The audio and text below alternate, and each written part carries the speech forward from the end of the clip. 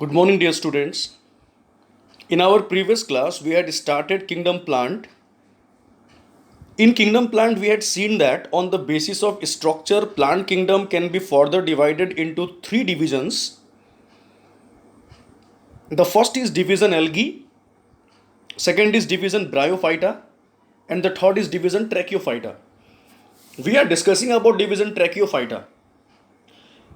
In Tracheophyta, we had read that the division Tracheophyta contains the most advanced type of plants which bear vascular tissues, that is xylem and phloem. And we had also read that the division Tracheophyta is further divided into three subdivisions. They are subdivision Pteridophyta, subdivision Gymnosperm, and subdivision Angiosperm. So in our last class, we had studied up to the subdivision Pteridophyta. Okay, now once again, let's have the summary of subdivision Pteridophyta.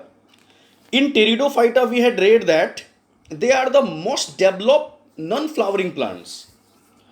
In the division Pteridophyta, the plants are non-flowering, but they are the most developed non-flowering plants because their body can be differentiated into root, stem, and leaves. It means their body is not thallus. Similarly, they also contain vascular tissues like xylem and phloem. The plant in the subdivision Pteridophyta complete their life cycle in two generations. The first generation is known as sporophytic generation, and the second generation is known as gametophytic generation. Okay, now once see here, if you will see in the screen, you will get one sentence there that pteridophytes are more advanced than other cryptogams. Here cryptogams means non-flowering plant. Okay, so here it is written that pteridophytes are more advanced than other cryptogams. Sometime in our exam in 2 marks, the question may be asked why pteridophytes are more advanced or more developed than other non-flowering plants. See in A number reason here, the plant body is differentiated into root, stem, and leaf. This is the first reason why pteridophytes are more advanced. Algae and bryophytes are also the cryptogams. It means they are also the non-flowering plants, but the plants that lie in the division Algae and the division Bryophyta, they are thallus. It means their body is not differentiated into root, stem, and leaves. But the plant body in the subdivision Pteridophyta is differentiated into root, stem, and leaves. It means they are more advanced than the other cryptogams. Once in B number here, pteridophytes possess vascular tissues, that is xylem and phloem. Other non-flowering plants do not contain xylem and phloem as their conductive tissue, but pteridophytes contain xylem and phloem as their conductive tissue. I hope you remember the function of xylem and phloem. I had said you in the previous class that xylem and phloem are the two conductive tissue present in the plant, in which xylem helps in the conduction of water from root to the leaves, and phloem helps in the conduction of food material from leaf to the different part of the plants. Next, we have got here the differences between Bryophyta and Pteridophyta.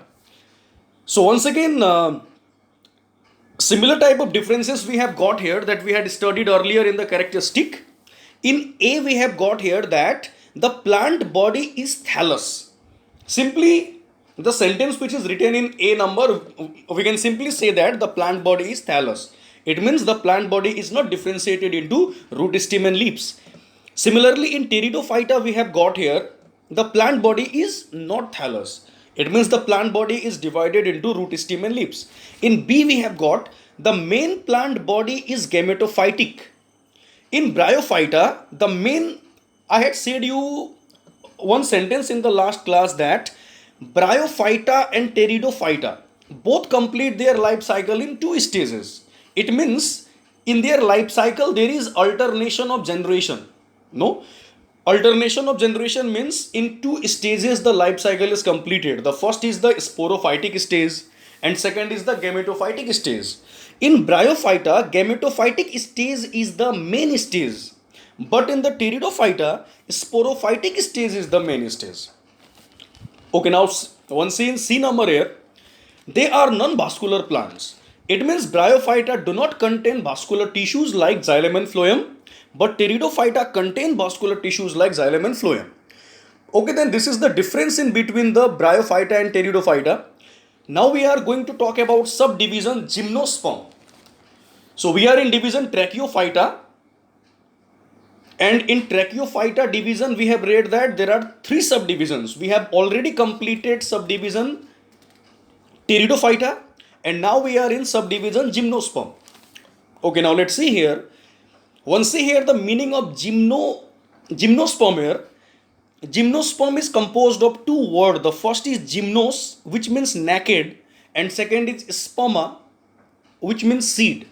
It means this subdivision contains the plant having naked seed. Two type of seeds can be there.